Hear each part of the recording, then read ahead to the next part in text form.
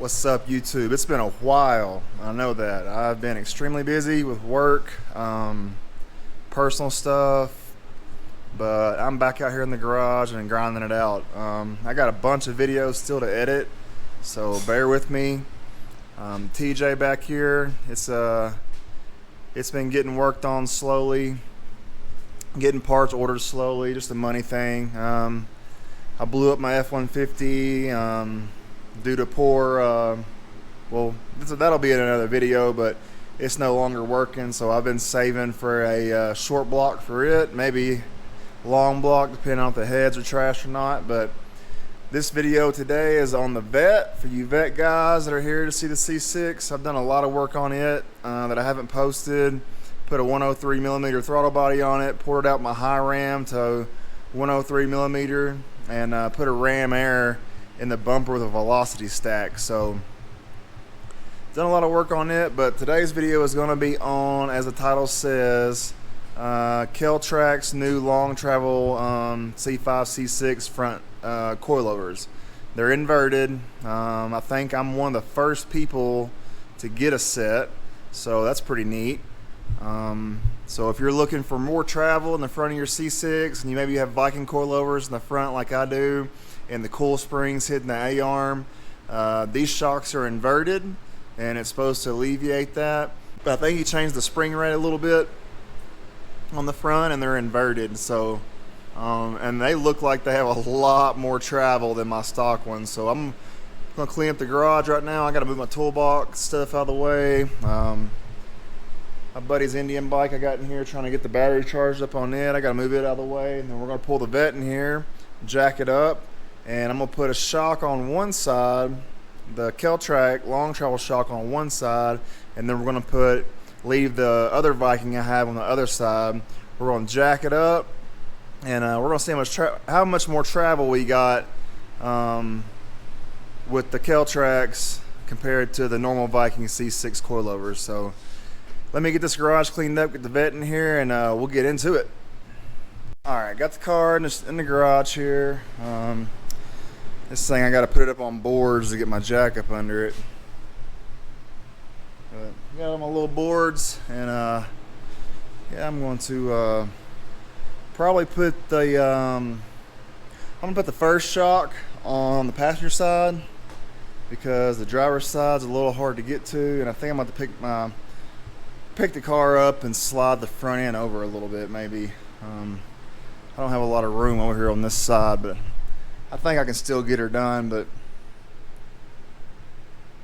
yeah, I'll leave the coilover on this side, the stock one, or the Viking C6 one that you just buy off their website, and then I'm gonna put the Kelltrac on this one. I'm gonna jack it all the way up, and we're gonna see how much more down travel it has. So let me get all my tools, my jacks out and stuff, find my lug nut key and all that good stuff, and we'll get into this. Alright, got the car inside here, got it turned around, jacked up. Check out my velocity. You can see my velocity stack I threw in there. I haven't got to log it yet and see if I gained or lost any KPA. I'm just testing it. I built it myself out of some eBay carbon fiber tube and some Frozen Boost silicone fittings. If you ever need silicone fittings or velocity stacks or pipe or intercoolers or anything like that, go to frozenboost.com. Luckily they're in my town, so I can just go and pick the stuff up. Order online, pick stuff up. So this is the car jacked all the way up, and we are going to pop this front shock right here off. Well, first we're going to pop the wheel off, pop this shock off, and then we're going to put one of the long travel ones in and measure each side and see how much more down travel we have.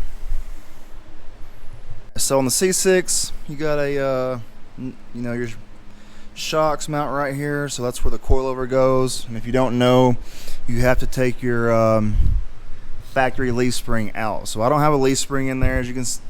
GoPro's not too good at lighting, but there's no spring. And the issue here is, you can see the coilover hits this A-arm right here, and it's just not good for business. It's not right now because I've got it undone, but whenever it's done up and you launch this sucker, this coil spring hits on this A-arm and you just lose all your shock efficiency basically.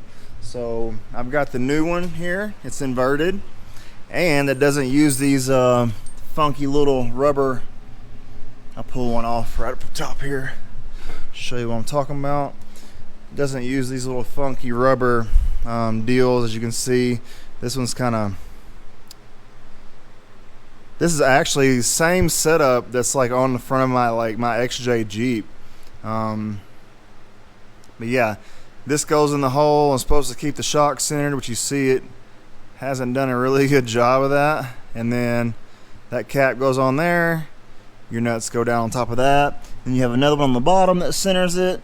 But on these, I've used these on Jeeps before, especially the unibody Jeeps like Grand Cherokees and Cherokees.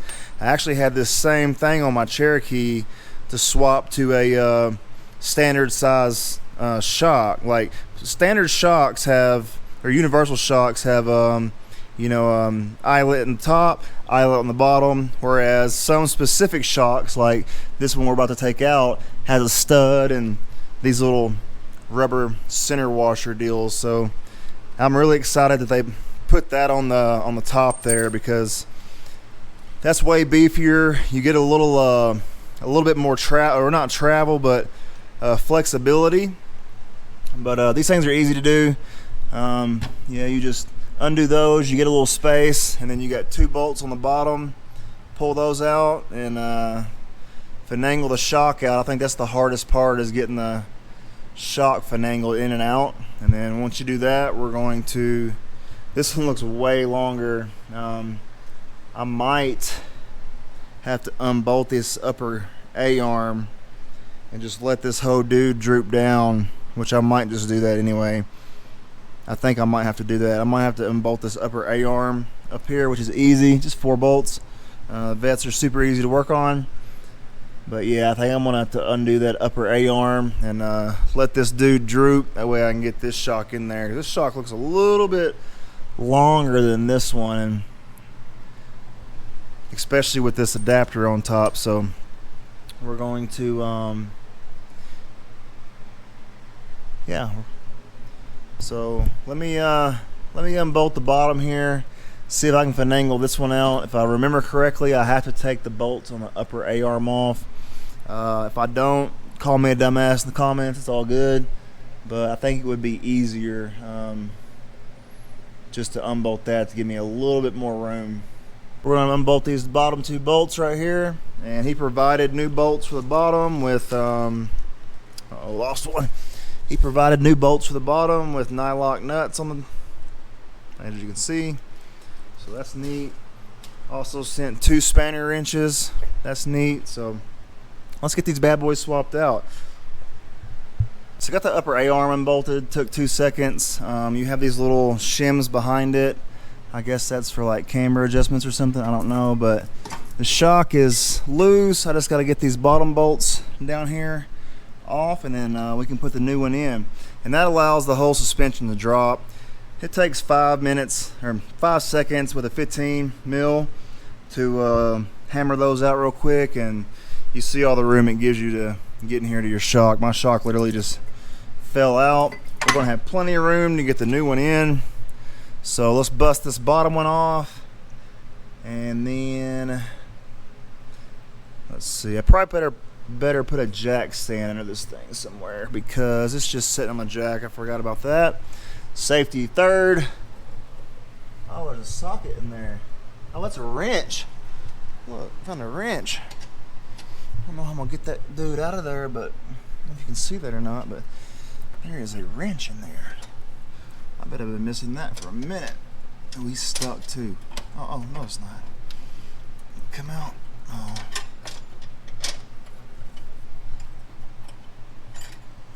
Push it out from the top, I think.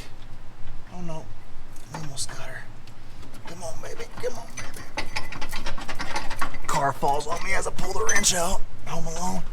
All right, we're not gonna mess with that right now. Is this wedge between the steering rack and something else? Oh wait, here we go. All right, got it. All right, so yeah, let me pop these two bottom bolts off, like I said 1,000 times, and we'll get to getting this new shock in here. Bolt the A-arm back up, bolt the wheel back up.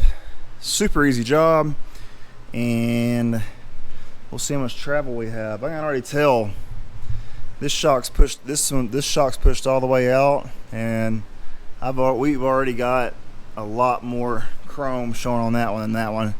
I'll set them side by side here in a second and show you all the difference on them. Took like 5 seconds to get that shock out. This one looks to be about an inch and so, probably 1 5/8 inches longer or something maybe. Yeah. And it's inverted, which is cool because all this is going to be by the upper A-arm. And I don't really see it hanging up, so that's cool. And these are still pretty new, so I'm probably going to just throw these on Marketplace, sell them, or I don't think they fit anything else I have. They're actually not the best. They're actually not the best setup for a C6. You can't afford to go this route. I would get it the stock spring is what a lot of guys do, the stock leaf, and get some valved, especially valve shocks, just Viking double adjustable shocks only, which wouldn't have this coil on it. I think a lot of guys have actually put the stock spring back in, took this coil off, and just used that shock, which is pretty interesting, but we'll see. About to unwrap this bad boy right here, throw him on, let's throw this puppy in there. Won't take very long, and I'm gonna throw the wheel back on, and we'll see where we're at. All right, fully bolted in, good to go. A-arm's back on. I had to take the jack and jack it up a little bit to get the bolts to line up on the A-arm, which is all good, but I'm about to droop this sucker and see what happens. All right, I got some really cool feedback on these, so we're gonna bust out the old handy dandy Stanley Fat Max. If you're doing construction or any type of yeah, Stanley Fat Max is the daddy of all tape measures. I don't care what anyone says. I'll argue to the end of time, especially with the standout on it. I've had Milwaukee tape measures. They fucking suck. So over here we've got, like, I've been trying to measure it in the same spot, but we've got like 5 5/8, almost 5 3/4 inch. So Bossman Kelly himself told me I have this on wrong. That's why it's hitting the A-arm. So there's a nut in here. I don't know if I can get in there and see it. There's a nut right here that pushes the shock 1/4 inch this way. So what I have to do is loosen up this and spin this where the knobs are facing backwards, and that should push it back into the chassis enough where it's going to clear that A-arm. I didn't know that. I just assumed the knobs went out. That's how the other Viking was, but now that he explained it, it makes total sense, and I'm about to flip it, and I bet you it'll clear that A-arm and we'll get even more travel. So be right back. My understanding is this bolt they have is a spacer pushing it 1/4 inch that way, should clear now. So we're going to jack her back up, put the A-arms back on, and that should give us 1/4 inch more to clear. I might even come in here and clean this up a little bit, but that makes way more sense because that's going to push that shock. It already did. It pushed it way more forward in, so hell yeah. Get her done. Alright, we got them on the way they were supposed to be. This way they're designed, with the knobs back here, which you can still get to them very easy. And the spacer nut is back here with the bolt head facing out. But this is still at an angle, and it's still hitting the spanner nut down here. I feel like if we had a shim on top to make this thing level and bring it down some, it would scoot that shock in, is my thinking. I'm not real sure. I'm not a professional at this, but that's my thinking. Or if this side of the bracket was just a a little longer where this bolt hole was lower to make this bolt level, because right now the bolt's at an angle, same angle as this. I feel if that bolt was level, that would push it in some, maybe, I'm not sure. Or if both these tabs were bent that way, it would probably work too. Like if I bent that tab back and this tab in and made it like not square, you know, like this to correct that angle, I bet you anything that spanner nut's almost clearing. It don't need a lot at all to clear that A-arm. So that's where I'm at. I'm gonna wait for Boss Man to message me back. I'm just fitting these things up. I don't know if anybody else has had these on a car yet or not, but I'm just fitting these boys up. But yeah, we still got way more down travel than we had before. As you can see on the other side, I showed you the measurements. The measurements are about the same with it turned around, but definitely happy, making some forward progress. And I think that'll help the 60 quite a bit, because it's got a lot of down travel. All right. We got 2 flat tires, and the tire is flattened on my air hose, but that's Bi Supply Slick Life. They just lose air for some odd reason. But I got both shocks on. It's a few days later. We've been having rain back to back. About to back this dude out and get the Blackwing in here, because Colorado, every thunderstorm, you're just gonna have to automatically expect it's gonna hail. Kind of raining a little bit out here, so gonna get the cars moved around, but just gonna go ahead and finish this video up right here. We do have quite a bit of tire gap. Boss Man says we might go to a lower rate spring. I'm gonna try that. I'm also going to try to shim that top piece up a little bit and see if I can get to clear the control arm. And with that spring and maybe clearance in the control arm and getting that shim in there to move that shock, kind of angle it in more, that way it won't hit the control arm, we'll probably get that 1 extra inch of down travel, and that'll be really, really something. Also got a upside down eBay 103 millimeter or 102 millimeter, I think it's a 102 millimeter throttle body on here.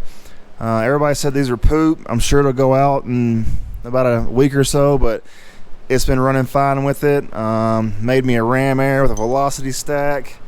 Haven't logged it to see if I got any more KPA off of it, but I definitely picked up a mile an hour and worse DA with that throttle body and that velocity stack in the quarter. So that's promising. At the mile an hour I'm at right now in this DA, I should be able to get a 120 in the quarter up here, about 6,500 or so DA. It was 9,000 DA, or no, 9,800 DA whenever I ran the 118, which I live at 7,000 feet. I know that doesn't sound fast, but bring your NA car up here and get your feelings hurt real quick. This DA is killer. This altitude's killer. But yeah, I'm really hoping that this fall, or when the DA goes back down, that we'll be able to get 120, maybe even more mile an hour in the quarter in this thing, which would be awesome. So I'm gonna air these tires up real quick. So I'm gonna get these tires aired up real quick, get this thing backed out of here, and I'm gonna look into a little bit less spring rate in the front, maybe the way the front end will fix some of that tire gap, because it's quite a bit. But honestly, I don't mind it, because you can reach right in there and hit your adjustments, whereas before I had to lay on the ground, turn the tire this way, reach in there, and barely could reach the adjustments. So it is hanging high up in the front, but that's also good for weight transfer. So hopefully we'll net some gains on the 60 foot. It's just been raining way too much to be able to try it out.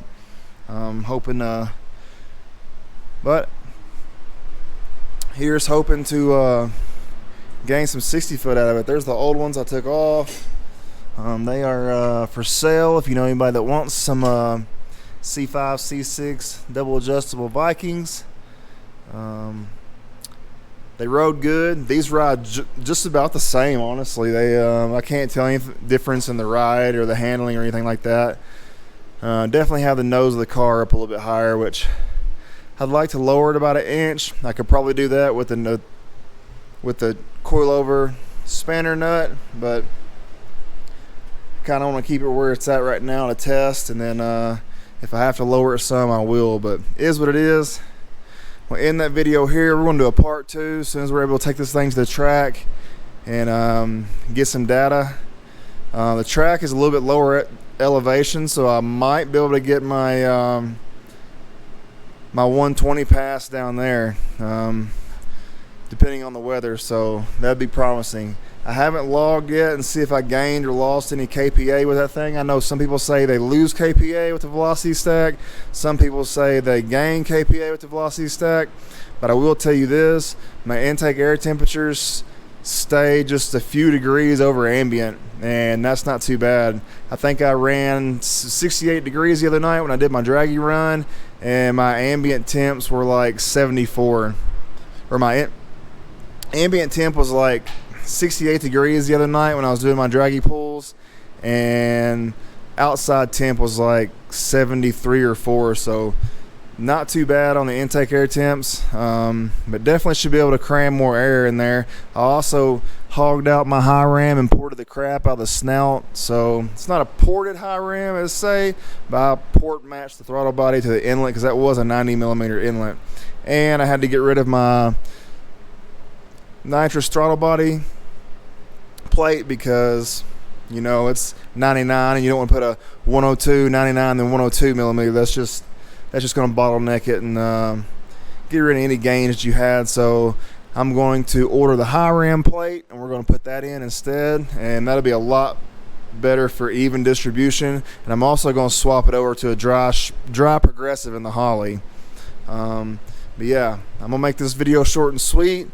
Got the new long travel shocks on. Like I said, I got those from Kelltrac. If you want some, hit him up. I'm hoping to gain some 60 foot out of this thing on the street with no prep stuff, 'cause that's about all that I can get around here is street racing. So like always, I appreciate you guys for watching. I'm gonna get this thing out of here and get the Blackwing back in here. I'm gonna do a video on the Blackwing soon, don't worry about that, but let me get these cars switched around. And like always, appreciate y'all for watching. Sorry I haven't put nothing out lately. I've been working my hind end off, and you can see my garage is just full of junk. So next thing we're gonna start doing is getting back on the Jeep so we can get that thing out of here, and I'm gonna get a soft top for it. That way I could possibly leave it outside in a cover, and possibly leave it outside, or I don't know if it'll fit in this bay or not. It might. If not, I can always pull it in here. And I got another project car that we're going to be working on. It's not the 4th gen. I'm going to sell the 4th gen Camaro, but we got another project car that I picked up the other day, and it's a car I've been wanting for a long time. So there's a bunny rabbit. So appreciate you guys for watching, and I'm going to see you on the next one. Going in and out recessions the same way that I be going in and out of Texas.